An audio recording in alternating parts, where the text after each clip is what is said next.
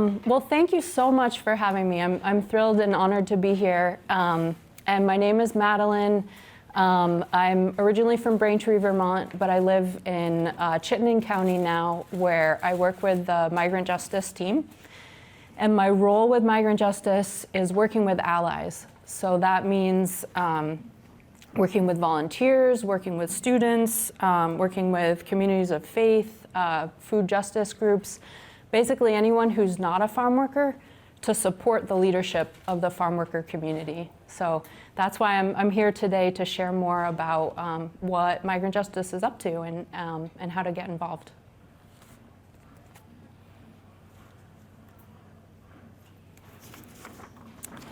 And I'm curious, just getting started, if I can see a show of hands. I'm imagining many of you are familiar, have heard of Migrant Justice before. Anybody been involved in the past? Fantastic. Okay, great. Well, it'll be wonderful to hear from you all throughout the presentation at the end about your experiences, and also great to see that there's some new folks too. So Migrant Justice is a grassroots community organization that, as Edie was saying, was founded and continues to be led by immigrant farm workers working primarily on dairy farms in Vermont. And the organization's mission is to build the voice, capacity, and power of the migrant community, and also engage allies to advance human rights and economic justice.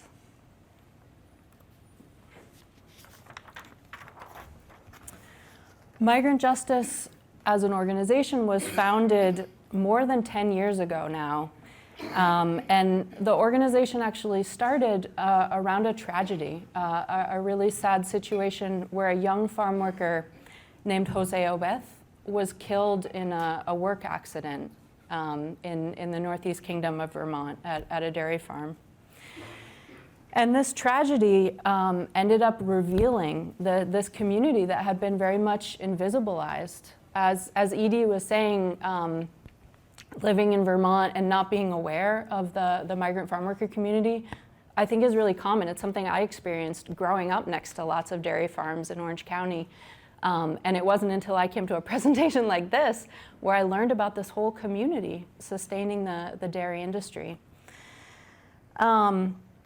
But Jose Obeth's death, this tragic event, became a spark that really led the community to start to come together and start to connect and start to get organized as well.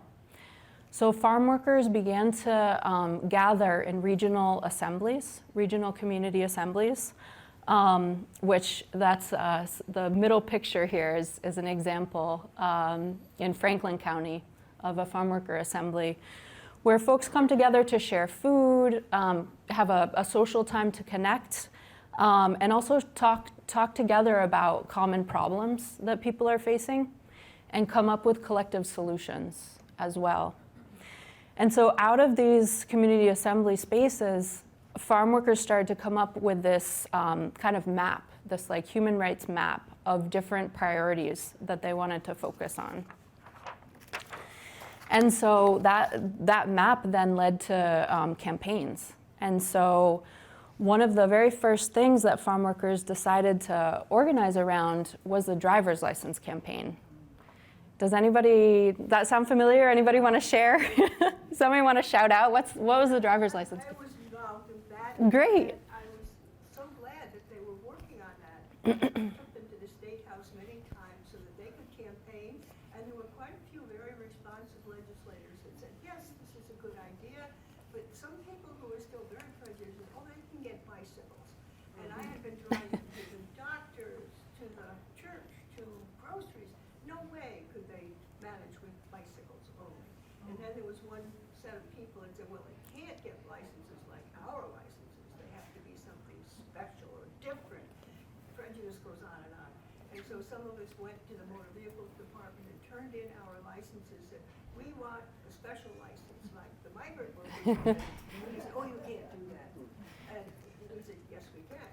And so we did, and that smoothed the path for these young men to get their licenses. And I'll stop there. No, thank you, and that's wonderful. I recognize your face because that was when I got involved too as a volunteer. Similarly, giving people rides to the State House to testify about why having access to transportation is so important, especially in this very rural state where we all know dairy farms tend to be on dirt roads, at the end of dirt roads. So yeah, being able to go to the grocery store, take your kids to school, visit a family member, a friend, really important. And farm workers won that campaign in 2013 and passed a law in the state saying that anyone can apply for what's called a driver's privilege card, regardless of their immigration status. And then that's something that a lot of people who have Social Security numbers and documentation have also got, myself as well, a driver's privilege card so that it doesn't become a marker of whether or not someone is undocumented.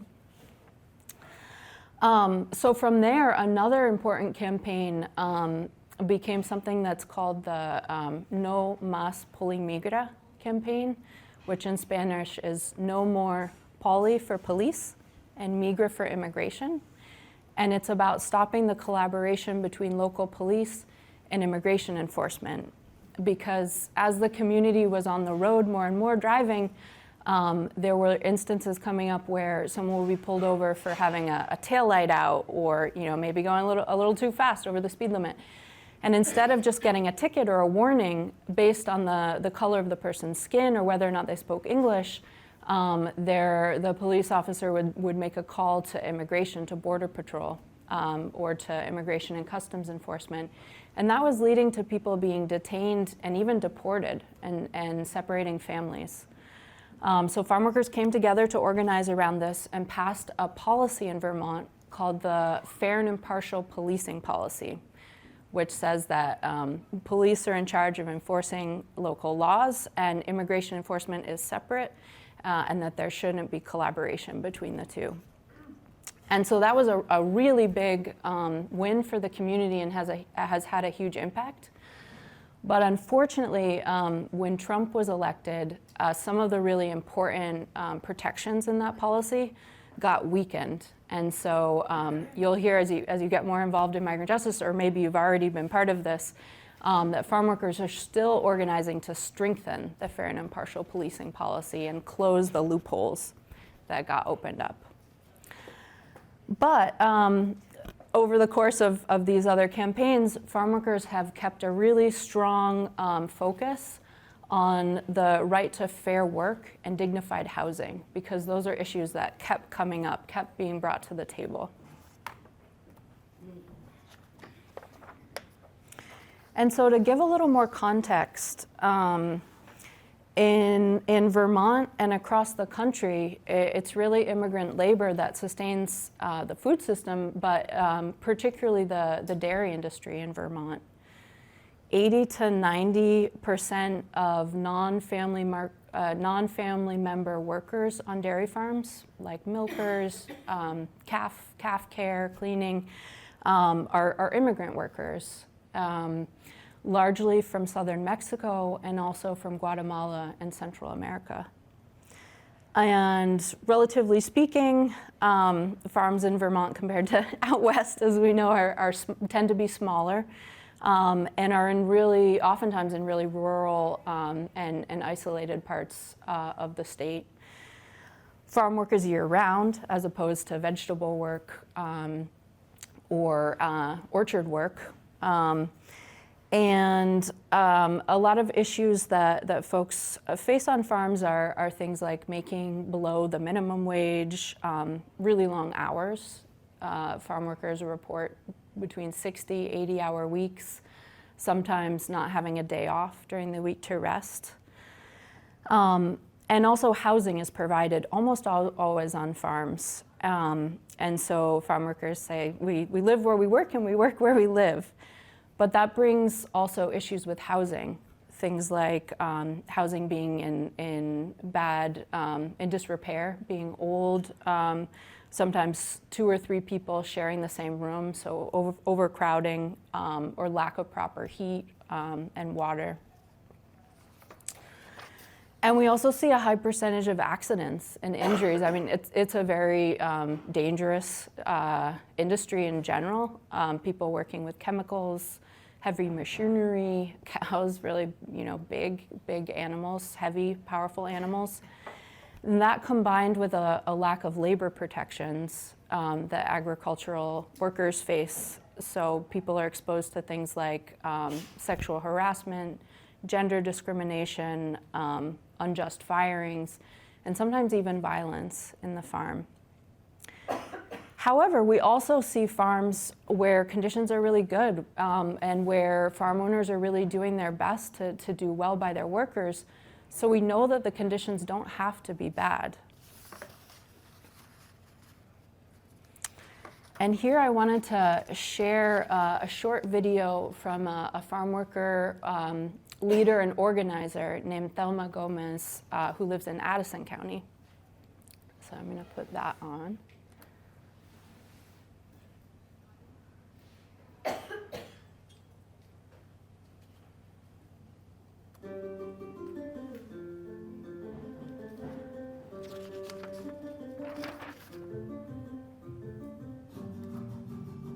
Mi nombre es Thelma Gomez y soy parte del comité de coordinación de justicia. Estuve en un rancho en el que la casa estaba en el mismo rancho y no había baños y eran muchas horas de trabajo, no se pagaba ni el mínimo y no había día de descanso. Y en otro también, donde vivíamos en una casa donde no había calentón y el tiempo de frío era muy fuerte y también se iba el agua. El motivo por el que yo me involucré a Justicia Migrante fue por las ganas de cambiar la situación aquí en Vermont, porque queremos trabajos dignos y que nuestros derechos sean respetados, porque no importa desde qué parte del mundo vengamos, tenemos derechos.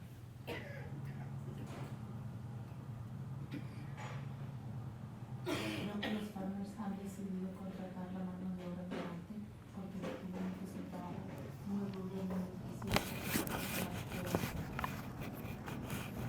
Las grandes corporaciones que controlan la industria han bajado el precio de la leche y los farmers se sienten presionados al bajar los sueldos y las condiciones de los trabajadores.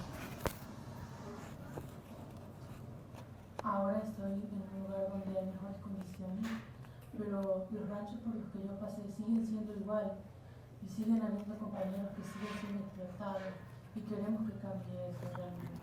No puede ser una situación así.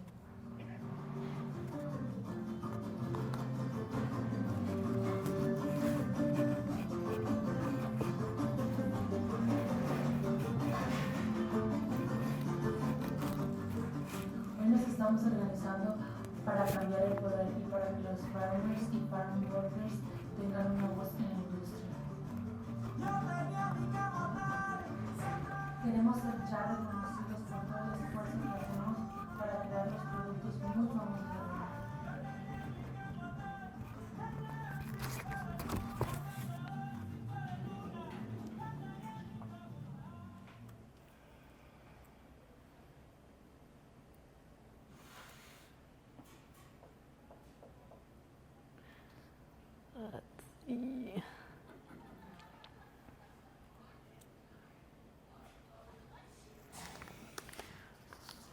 So I wanted to go into a little bit more detail about what Thelma's talking about why are conditions, part of this bigger analysis about why conditions are bad on so many farms.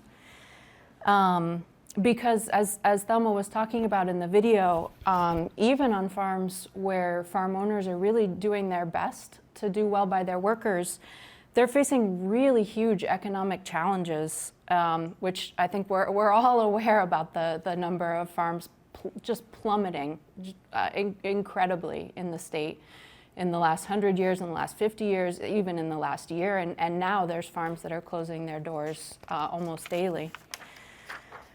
And so to understand the situation at the root, farm workers have spent a lot of time really looking at the industry as a whole and looking at corporate supply chains. And so this pyramid is something that this is a photo, but we actually have this cardboard version of the pyramid like this that we use to talk about how these corporate supply chain, or just how the supply chain works in dairy, because it's a little bit complex.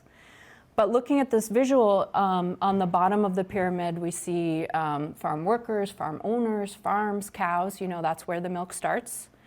Then it's dairy cooperatives that come and pick up the milk and take it to processing plants. And from the processing plants is where milk is then bottled, put on the shelves. It's got a label and is being sold for a brand or a bigger company. And it's really the corporations or the bigger brands that have the control over the industry. And we've seen those buyers on the top become less and less, consolidating the power that they have and keeping the milk prices low, which creates this kind of like downward pressure on that's squishing farm workers, and has a negative impact on labor conditions. And the price of milk today is actually on par with where it was at in the 1970s, which is crazy. So thinking about this industry in a bigger way and looking at supply chains, we believe that farm workers and farm owners really share a lot of the same interests in making changes and transforming the industry. And that it should be companies that are higher up in this pyramid that have the money and the power to make really widespread change, and should be held responsible for also being part of the solution.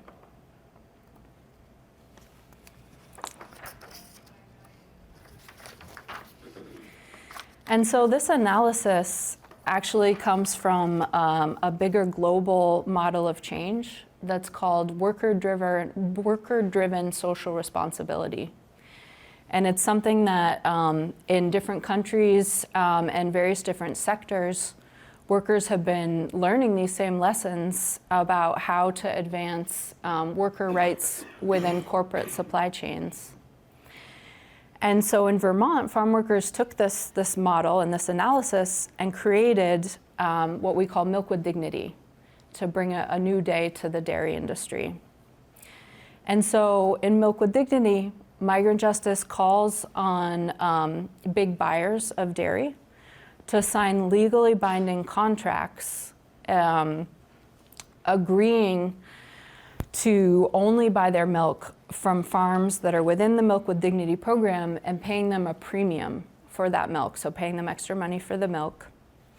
And then farm owners receive that premium and use that extra money to make changes on their farm to come into compliance with what's called a code of conduct, which is something that farm workers created themselves. And the code of conduct creates standards for things like wages, hours, work hours, rest hours, housing standards, health and safety, and also creates protections for things like harassment, discrimination, and also really importantly, against retaliation. And so this code of conduct is something that is authored by farm workers and represents their definition of fair work. And then to ensure that farms comply with the code, Migrant Justice created a third party or an independent organization to monitor conditions and also to respond to complaints and do audits on the farms that are within the program. And so that third party body is called the Milk with Dignity Standards Council. And if a farm doesn't comply with the code of conduct, the Milk with Dignity Standards Council can actually suspend the farm from the Milk with Dignity program, which means that they lose the premium, the extra money that they're getting for their milk, but they also lose their market. They lose, they're not able to sell their milk to that same company. And so that creates a real market incentive for farms to comply with this program and want to stay within Milk with Dignity.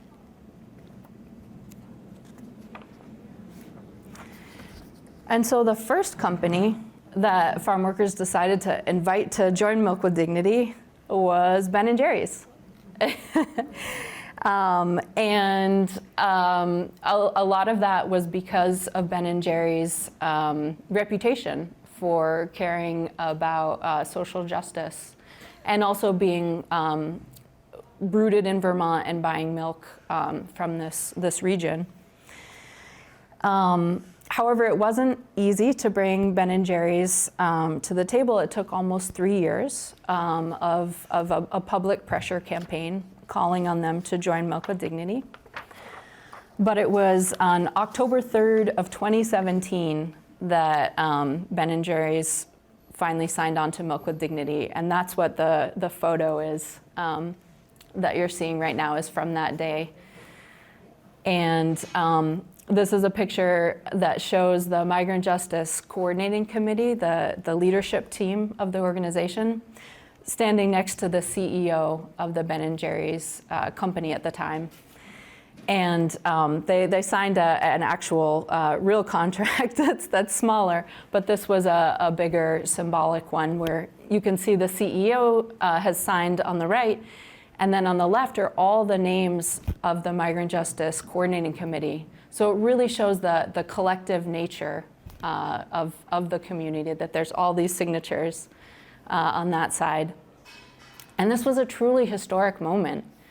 I wonder actually if anyone in the room remembers this day, or maybe was there. There was a big rally. Anybody?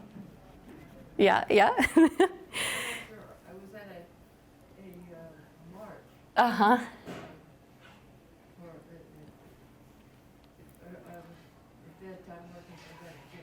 Yeah.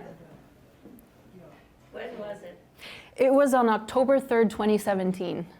Yeah, that's what this day was.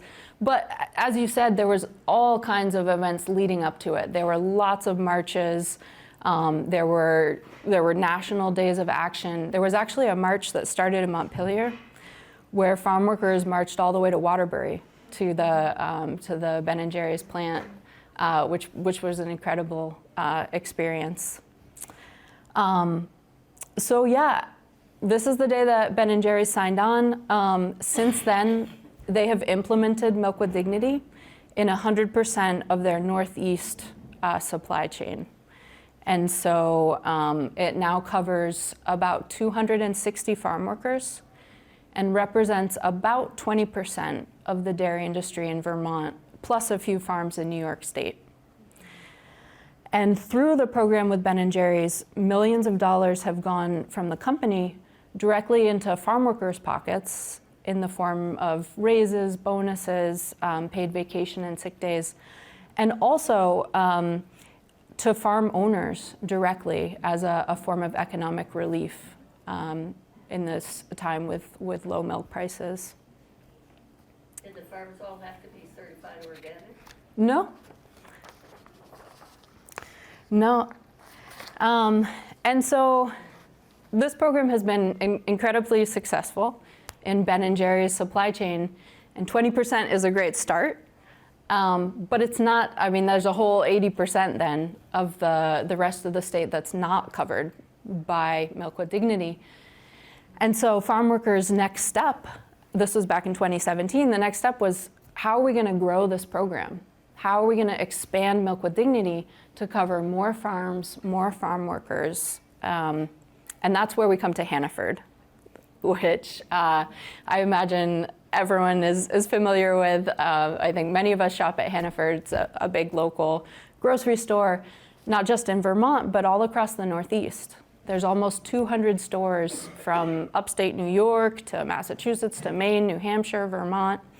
So it's a really big buyer of dairy in the region and also retailer of dairy, which means that Hannaford has this amazing opportunity not only to bring Milk with Dignity to many farms in Vermont, but also across the whole Northeast region. So it represents a really exciting step up from this Vermont program.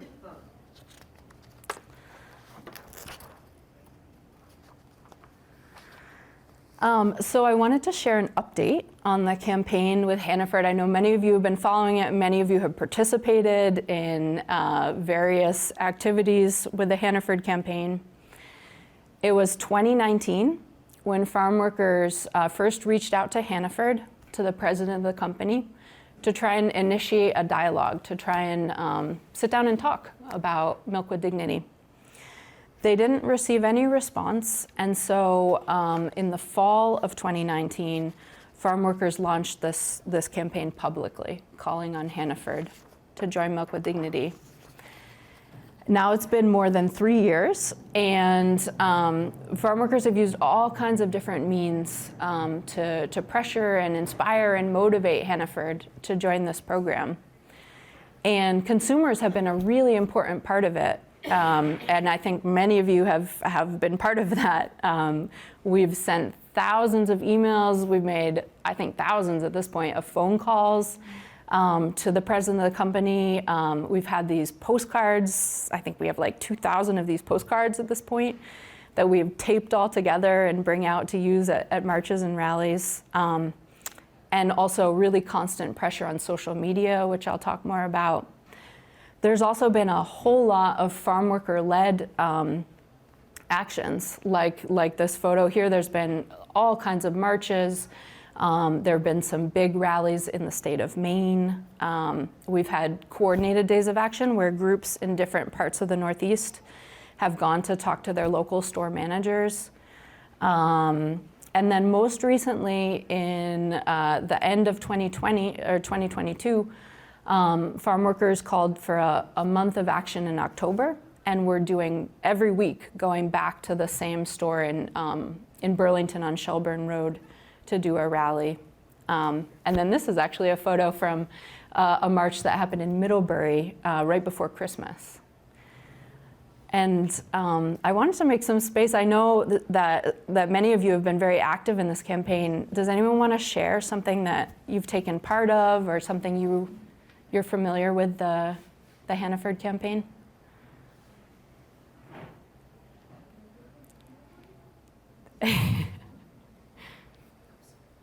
Anybody signed a petition? Made a phone call? Yeah. Gone to a rally? Fantastic. And obviously the COVID pandemic, I mean, this campaign was launched right at the end of 2019, and so then COVID hit in 2020. So COVID has had a real impact on what we've been able to do and how we've been able to organize. But farm workers have never let up the pressure and are really committed to seeing this through. And there've been all kinds, we had to do car caravans at the height of the pandemic. We've had to do presentations over Zoom. Here we are today with masks. It's so great to be back in person.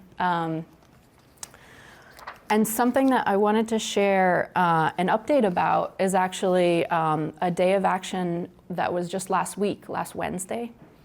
And it was exciting because last week a small delegation of farm workers actually traveled to Maine, where the president of Hannaford is based out of, the headquarters. It's in Scarborough, Maine, right outside of Portland. And so a small group of farm workers had been requesting a meeting, have been for years requesting to talk with the president of the company, but tried to set up a meeting for mid-February and didn't get any response. So they actually went to knock on the door to say, we're here, we want to talk with you. And at the same time, hundreds of supporters were making phone calls to the president from Vermont and from all over the country, really. And so it was a really powerful, I think, combination of this delegation and then people remotely supporting by making phone calls. Did anybody make a phone call last week or hear about this happening? No. Well, sign up to get involved on our clipboard that's going around so that you can stay involved, because we were able to do almost, 676 phone calls we were able to make last Wednesday, which was way more than we'd ever been. Vermont? Just from Vermont? No, from all over, but largely from Vermont, because a thing that's been really cool has been working with students on campuses to set up like this, set up a table, and as people go by, say, hey, do you have a moment to make a phone call? Yeah, so we'll have more phone call days of action, and that'll be a really great way to get involved. I also wanted to share, so now I'm going to talk about ways to get involved and support. Another thing that has been really effective is keeping up pressure over social media. And I know social media is not everyone's thing, but I wanted to mention it in case it's something, in case you're on Facebook, for example, or maybe you have family members who are, because this has been a really powerful way of using Hannaford's public platform to build support for farm worker rights. So the way it works is that every time Hannaford puts out a post on their Facebook page, they often do like recipes or celebrating a certain day. Both farm workers and supporters, allies, have been putting a comment, and as you can see in this slide, photos, videos, testimony about the importance of joining Milk with Dignity. So if you're on Facebook, if you have a smartphone or an iPhone and you're able to connect to the internet, or a laptop, it's something you can do at home. It's a really quick thing. And it's something we're always trying to build out, get more and more people to do this. And so when you're in there, you'll see that there's hundreds, I think probably thousands at this point of comments calling for Milk with Dignity from all over the country in Spanish, in English, and some really beautiful photos and videos as well. Another thing that I wanted to mention, yeah, this is someone with a great costume in Brattleboro. But we're trying to keep up a widespread, dispersed, and really constant pressure from Hannaford, for Hannaford. So they're not just hearing from a group of farm workers on a certain day in a certain place, but that we want them to really hear from consumers and people in general all the time, all over the region, to really understand that this is something that is important to many, many people. And so we developed this strategy called Adopt Your Local Hannaford. And we've been working with groups around the region to plan to do reoccurring actions at their local store. And this has been happening, we started doing this, I think, last year, and it's been gaining momentum. So this is actually a nice photo from a group in Brattleboro who were set up handing out flyers and have this great cow costume. But these actions don't need to be really large or complex. I think sometimes it can sound intimidating doing an action, but we've been encouraging people, just grab a friend or family member and go talk to the manager and explain why farm worker rights are important to you. We also have these flyers, these yellow flyers, and we have quite a lot of them. We can supply you with any number that you need, and that's something that you can turn in at the customer service desk when you're doing your shopping. So you can just keep a stack of these in your car, bring it with you when you're shopping. And that way, Hannaford is hearing over and over and over again that this is an important issue that they need to take seriously. And we actually have a toolkit that we've designed that can walk you through the steps of how to do this. And I have a bunch of copies here. This one. So it's something I'd love to talk, if this sounds like something you'd be interested in, I'd love to talk to you more about it. There's actually a group from Central Vermont who's been doing this at the South Barry Hannaford. And I guess I don't know exactly where everyone in the room lives, but I think the South Barry Hannaford would be the closest one, I think, for anyone in Washington County. Yeah, so I would love to connect you all with that group, and happy to talk more about it and, yeah, share ideas and see how we can expand that.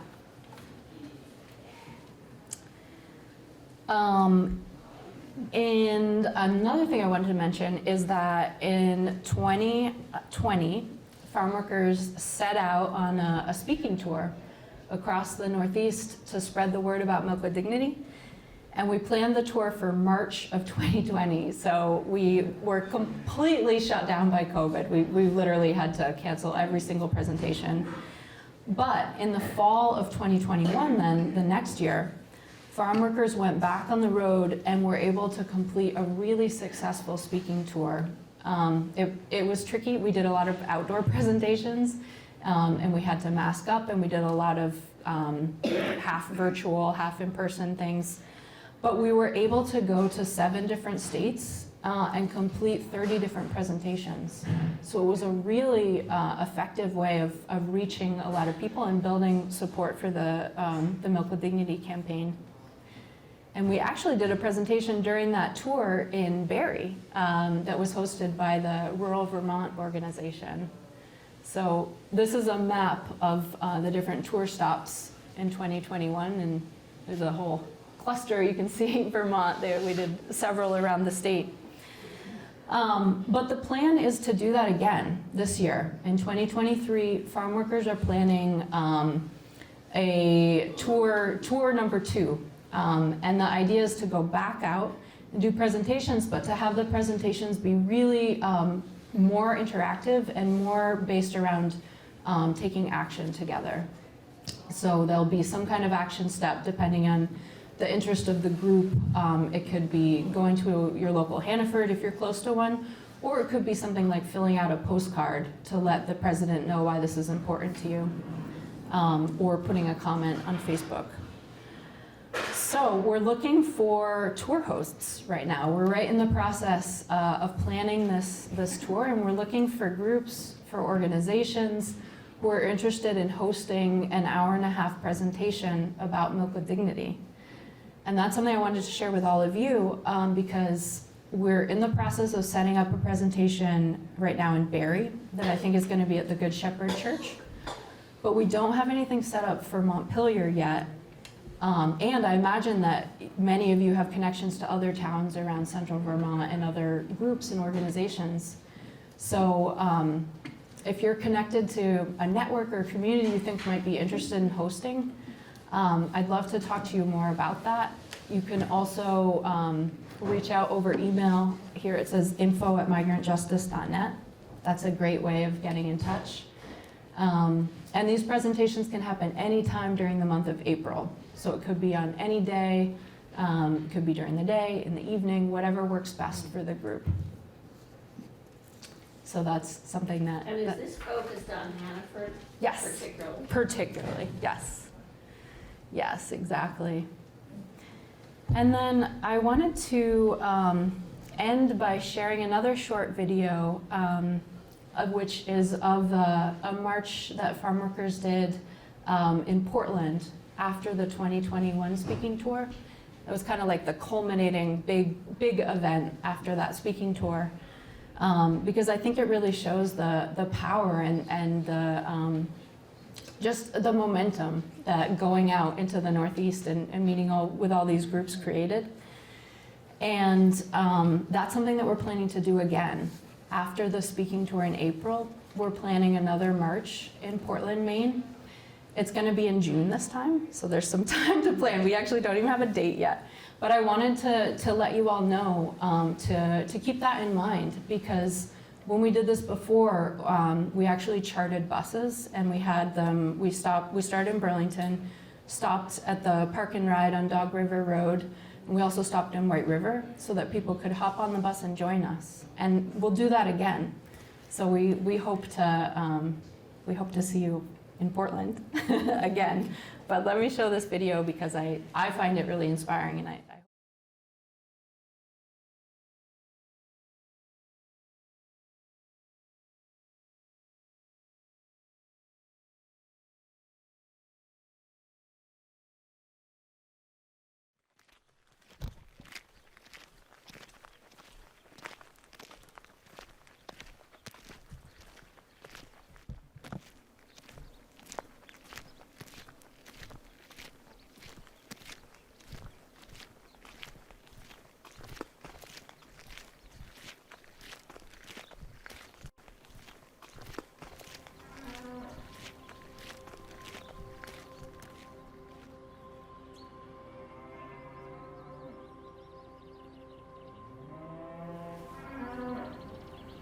Mi trabajo empezando, pues nos levantamos a la mañana, llegamos, prendemos las máquinas, arreglamos todo, sacamos las vacas del corral, las metemos para ordeñar.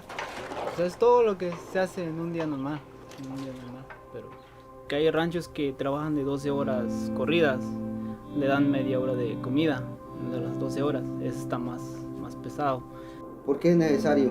Porque es importante para nosotros como trabajadores, que salimos de nuestra casa para mejorar nuestras vidas, no para estar viviendo como te dijera, en condiciones que meramente ya no son humanas.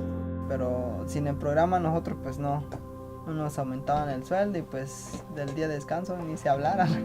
No sabíamos qué derechos o qué podemos exigir nosotros como trabajadores. Pues antes aquí no nos tomaban en cuenta como cuando nos enfermábamos. Ni nos llevaban al doctor y pues ese día lo teníamos que trabajar. Y si no lo trabajábamos, pues ese día pues era descontado prácticamente. Y pues ahora bajo el programa de Leche con Dignidad no lo trabajamos y pues aparte no nos pagan y pues ya los patrones no nos llevan al doctor. Y pues eso es muy importante para mí, para nosotros. Bueno, se siente uno más protegido, porque ya sabe uno puede, o sea, ellos te orientan a lo que puede pasar, tus derechos que tú tienes como trabajador, el derecho que tienes, el respeto tanto de tu patrón, se siente uno más feliz, más protegido. Si un día yo, por ejemplo, cuando voy a tirar cal en los grupos o hacer el agua de las patas, no tengo las mascarillas, los guantes, todo lo que necesito para que no me dañe mi salud, entonces ya el patrón tiene que acceder a comprar las cosas. Ahora ya tenemos un día completo, que antes no se tenía. Bueno, ahora que tengo mi bebé, pues ya pasamos más tiempo con ella. Ya tenemos por lo menos un día para estar con ella todo el día. Se siente uno más seguro por todos los beneficios, pues, y saber todos nuestros derechos. Mediante el programa se ha hecho posible tener una casa nueva, porque antes estábamos en una traila que estábamos más amontonados, 2 personas en un cuarto, poco espacio. Entonces aquí la nueva vivienda pues ha cambiado demasiado porque todo es nuevo. Hay algunas personas que le dan miedo para hablar con los dueños o exigirle algo que ocupan o cualquier cosa, ya sea porque pues tienen miedo porque los corran o algo así, los despidan del trabajo. Con el programa nos hace trabajar mejor, más a gusto, más en confianza con los dueños, sabiendo cuáles son nuestros derechos, o sea, de no ser humillado o decir o que te digan cosas que te ofendan. O sea, hay muchos ranchos que pasa eso y por el programa ya no puede pasar eso. Como los del rancheros también se benefician mucho por el programa. Así yo creo que ambos tienen un gran beneficio, como nosotros, un gran beneficio entre ambos. Y para mí es muy importante que expanda el programa porque por eso el patrón le apoyan a él, pero también como nosotros como trabajadores tenemos esa voz de ya decir, sabes, quiero un día de descanso, quiero que hagas esto, y eso es algo necesario para cada trabajador, para que nosotros nos sintamos seguros en decir algo, no nos sintamos con miedo, sintamos la seguridad de decirle al patrón, sabes qué, quiero esto, y ya no tengamos tanto miedo a ellos.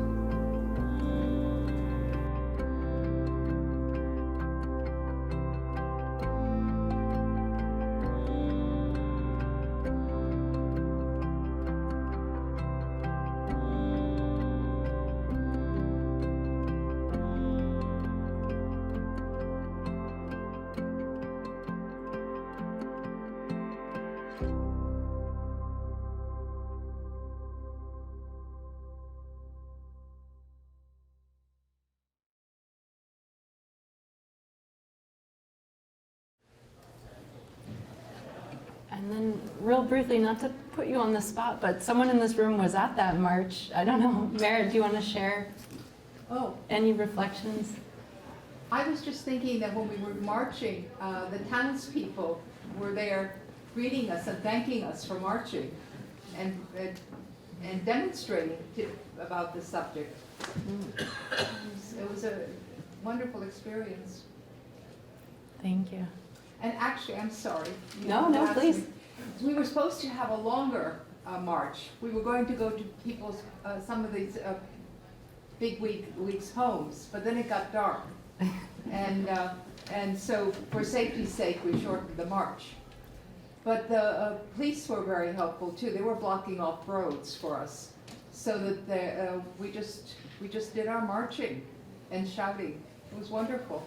And you can tell I've got a good voice.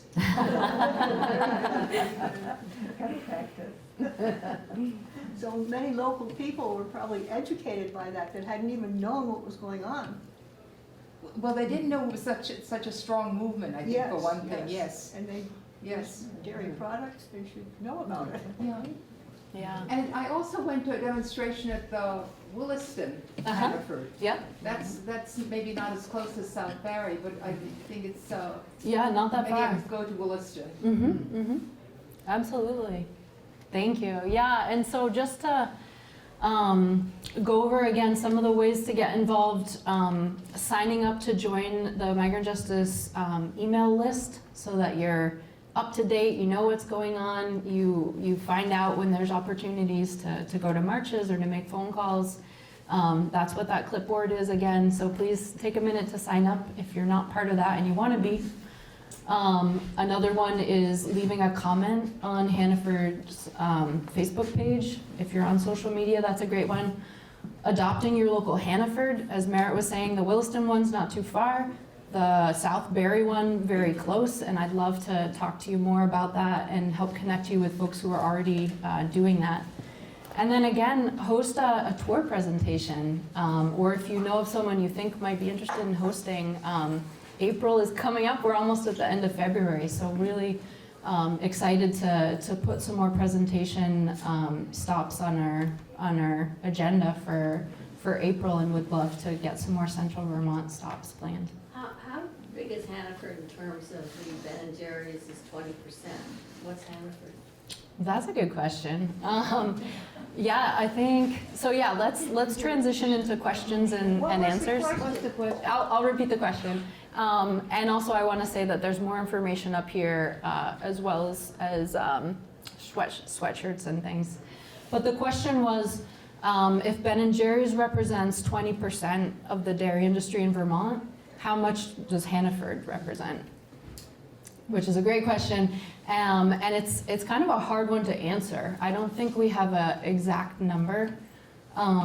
It's very difficult to figure out which farms sell to which, well, it's hard to track milk. Like you see a gallon of milk on the shelf, it's hard to figure out which farm it came from. Partly because milk is, perishable and liquid, so it's all commingled and mixed together. But something that we did before starting this campaign with Hannaford was to work with volunteers to go to grocery stores and gas stations and look at the fluid milk on the shelf and write down there's actually a dairy code stamped on there. And that's something that then you can look up on the internet and figure out where the milk was processed. And so that has been really important for us in figuring out the impact, really, of Hannaford. It helped us land on Hannaford as a supermarket that's selling milk that's actually coming from this region. And doesn't give us an exact number, like a percentage. I think that will come farther along in discussion and negotiations with Hannaford themselves. But I think it's a bigger number than 20%. And you have a third target after After that, that's a good question. The Farm Worker Coordinating Committee, that is the leadership body, is always kind of thinking about, we didn't expect this campaign with Hannaford to be easy. We're more than 3 years in, and we want to win, but we're not expecting Hannaford to sign on tomorrow. So thinking about other ways to to expand Milk with Dignity in the meantime. And there's a couple different, I mean, there are a lot of other big players, like obviously Cabot and Agrimart in Vermont is really big, and other supermarkets. Also thinking about some of the public institutions in the state, and there's been some good conversations about, you know, potentially working with the state to use the buying power that the state has for things like hospitals or public schools to make some kind of like legislative campaign around purchasing Milk with Dignity. So that's kind of another potential branch. Yeah. Other questions, comments, reflections? Over here? Do they have healthcare? Yes. And I ask this because 20 or 25 years ago, I was running a free health clinic, and I was approached by somebody, maybe the very beginning of Migrant Justice, very beginnings, I think, to see if we could collaborate in some way. So we did as much as we can, and I just wondered if they have healthcare yet. Yeah. Would it be helpful to repeat the question? Yes. Yeah. So the question is about access to healthcare, and wondering if farm workers have healthcare and how that's working because of your experience running a clinic. Right. Which clinic? The people selling those. Oh, and yeah, in Barry. Yeah, it's a great question. Healthcare in general being so important, and then especially for people in such a dangerous line of work. Most migrant farm workers in Vermont are undocumented. They don't have legal immigration status because there's not an avenue really for people to get that. And so having access to insurance and then healthcare is a big problem. It's a big barrier. Your mic's gone off. Susan, is that something you can fix? No, she can't. I'll try turning it on. Maybe that'll help. Is it back? Okay. So the clinics have been, I think, are critical for farm workers having access to healthcare. And the Barry Clinic, the Open Door Clinic in Addison County in Middlebury has been really, really important. The Notch clinics in Franklin County. And then there's a program that's part of the UVM extension that's called Bridges to Health.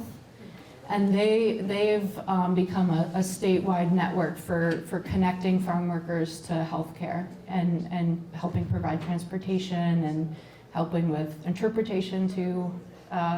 Still a really big problem, but the clinics are really important. I have a question about work permits. At one time, Senator Leahy tried to get work permits for people who were doing dairy work. Right now, the law seems to say only if you're a seasonal worker can you get a work permit, and you've got to go home. And that doesn't work with cows. And so I don't know what's become of that effort. They should have work permits so they're legally here, so they're not chased around by the ICE people. Yeah, the question was about, is the mic working? I feel like it's not. No. Okay. The question was about access to visas or work permits, and there being, not being one for year-round work, which is true. Yeah, I remember that initiative. And yeah, Migrant Justice fully supports immigration reform and there being a path to citizenship. There's a seasonal visa program called the H-2A program, which people may be familiar. A lot of workers come, for example, from Jamaica to work on orchards, vegetable farms, stuff like that. There's issues that Migrant Justice sees with that program and that allow for abuse with workers still, even though they have a temporary status with it. And so Migrant Justice hasn't advocated expanding the H-2A visa program for dairy workers, but instead, wants to see really widespread reform that would really give a meaningful path to citizenship. Yeah. I understand that there's going to be a proposal put before the legislature to appropriate some money to save Vermont farms, dairy farms. Organic especially, I think they're focusing on right Thank you. How do you, it seems to me that the pressure is being put on, this is a problem. I wonder is it the workers who are under pressure to put pressure on the farmers, who have pressure on them, who are going to the legislature to get relief, when it's the corporations who should have the pressure supplied to them? Yeah. What's your view on that? Yeah, I mean, the organic farms are, I think, in crisis in a way right now, where they weren't as much in past years because of losing the big state buyer. And I think getting money from the state hopefully will allow people to keep their doors open a little bit longer, but like a one-time payment doesn't really change the bigger picture issues. And so I think that's part of why this idea that you just said about going towards the top to make changes that come to the bottom and are widespread. But yeah, I think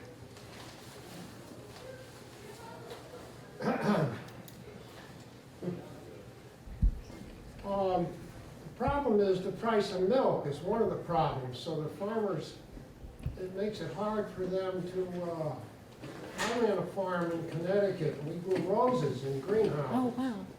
And we employed a lot of first Puerto Ricans. And when my dad died, a Puerto Rican man, I asked him to take charge of the growing because I had to do the marketing. And then he became the best Solivan became the best lobsterman at Guilford when we had lobsters there. And he owns his own house now. He just had a stroke, so he's not doing too well. But we were able to, because we had the money coming in, now it's my son runs it with, the roses have all gone to Ecuador or Colombia. And my son grows Boston lettuce and everything in water and fertilized water. Wow. And that's a local product, so I don't have to truck everything in from California and pollute the atmosphere. But because of the product, we were able to treat our employees. We put in a profit sharing, a pension plan. Wow. Yeah. So we got to pay more for our milk. Is the problem right now? Yeah. Should be subsidized. Yeah, that's what I know. Yeah. Sometimes people hear about Milk with Dignity and say, but I can't afford to pay more for milk. And then we say, well, that's part of this then, is that we're actually asking the companies to pay more to the farmers so that consumers don't pick up the extra, don't have to make up for it by paying more. But that's really interesting to hear and wonderful that the business has been able to continue and the family that was. Really good. Sometimes they would leave just before Valentine's Day to go back to Puerto Rico. So I decided to get fluent in Spanish, and I did a Berlitz total immersion for a couple of weeks and everything. Yeah, that helped me a lot to communicate with them. Yeah. Wow. No, thank you for sharing. Yeah. So I have a comment and a question. My comment is just, again, it's wonderful to see some great successes like Bridges for Health, which is, partnered with Migrant Justice. Just this last year finally passed, and I don't know whether it was legislative, but pregnant women did not get any of their health care covered. And now, but the minute the kid was born, and if they needed a NICU or extensive stuff because they had no prenatal care, all of that was covered because now this child is a citizen. Well, the child is in the belly of the woman through the pregnancy, and now, I don't know how that happened to come out, but clearly it was a lot of work to get pregnancy covered for, undocumented women in this country. carrying a child who will be a U.S. citizen. So that's one, you know, it takes a lot of knocking on doors and a lot of effort, but there's little strides getting made. But my question is, maybe I'm just an old stick in the mud local and I don't like dealing with the bureaucrats. How come we can't get things like Hunger Mountain Co-op, that we actually have some power and some people power to, you know, what are the roadblocks for Hunger Mountain not being able to say, we're only taking 2 farms who have passed this and that's the only milk we're gonna sell at the co-op. Is that a possibility? Is that a place we could put efforts? Yeah, Hunger Mountain actually, I think, is one of 2 food co-ops that have created like a statement of support and solidarity about Milk with Dignity. And that was something we've been trying to replicate with other food co-ops in the region as kind of like the first step to then having conversations farther along about just what you're saying about like purchasing plans and finding a way to connect that to Milk with Dignity. Are you involved with Hunger Mountain? I'm involved with, I'm a physician and I've worked with Bridges for Health and things. But I'm a member of the co-op, but I would definitely go there. Probably most of us are. Go there and knock on doors and say, this is just a critical, and the more that Migrant Justice and Milk with Dignity has examples of companies that took this on, they get to say, well, if you have fears, talk to the co-op. And I don't know, I just think that I would be behind that. I don't shop at Hannaford. I would go to the Shaws if there was an effort here to clear Shaws. So. So I'm wondering what the statement, what the co-op statement means really. Does it change anything? It's a good question. It's a statement of support and solidarity, which is in what we're trying to do with Hannaford. Build pressure by getting enough people making enough noise so that Hannaford really like feels that the cost to their brand, like to their public image basically, is more than it would cost them to just sign onto this program, pay farmers more, and participate in Milk with Dignity. So in that way, it doesn't have like a number attached to it, but is like has the weight of bringing like more pressure to this campaign. Yeah. Madeline, following up on that, do you know whether a co-op here that its milk comes from farms that are that you would say are treating farm workers equitably? Well, the co-op sells Ben & Jerry's ice cream, which we know is part of the program. For fluid milk, I think Hunger Mountain sells a lot of Monument Farms, and then maybe Kimblebrook, and maybe some other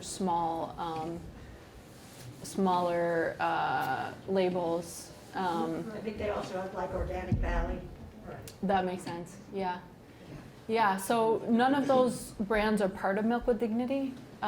We've done a little bit of research into like Monument Farms and Kimblebrook. Mostly Kimblebrook as a local company that bottles and produces. So that's different than like the bigger companies where there's multiple entities involved. They also have a co-op brand of milk, maybe not the Hunger Mountain, but I know the one in Burlington does, where they're bottling and doing a co-op brand of milk. Yeah. I don't think we have it now. Yeah. Yeah. Why don't we take one more question, and then Madeline, if you'll stay. Absolutely.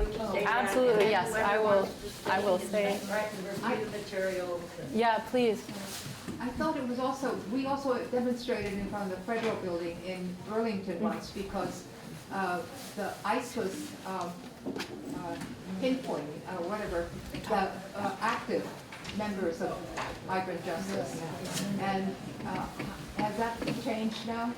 Yeah, that's a great point, and connected to a big conversation of farm worker leaders for Migrant Justice being targeted by immigration for their leadership and then being detained and deported.